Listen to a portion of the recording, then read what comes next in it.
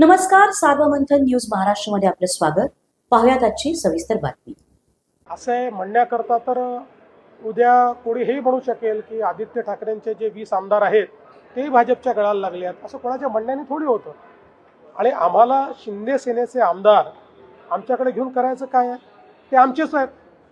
शिंदे सेना जी आहे ती आमचा मित्रपक्ष आहे, ती खरी शिवसेना आहे.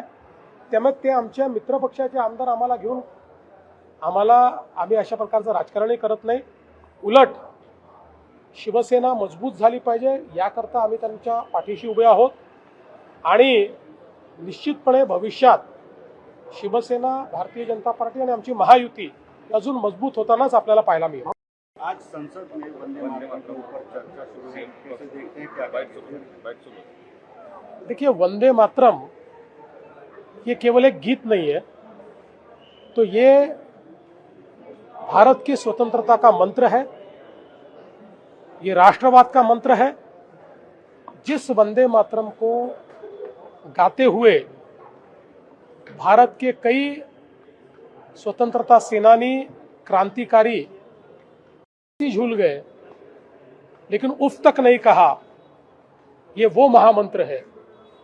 जिस महामंत्र ने देश के आम आदमी को स्वतंत्रता के आंदोलन से जोड़ा, ये वो महामंत्र है. और उसके 150 साल पूरे होने के बाद संसद में इस पर चर्चा होना बहुत लाजमी है. और मुझे बहुत खुशी है कि ये चर्चा चल रही है. आज हमारी विधानसभा में भी हम लोगों ने संपूर्ण वंदे मातरम गाकर इस गीत को हमारी ओर से नमन किया है. और अगले अधिवेशन में हमारे अध्यक्ष जी ने कहा है कि वंदे मातरम पर हमारे विधानसभा में भी चर्चा होगी. वंदे मातरम पे बैन जो लगा था वो बीजेपी के कार्यकाल में लगा था, ऐसा आदित्य ठाकरे का कहना. वंदे मातरम पे कभी बैन लगा ही नहीं. वंदे मातरम पे जो कोई आघात हुए, कुठाराघात हुए, उसके लिए कांग्रेस जिम्मेदार है. कांग्रेस ने ही प्रस्ताव पारित करके वंदे मातरम को काट दिया और आधा ही वंदे मातरम गाया जाएगा ये कहा.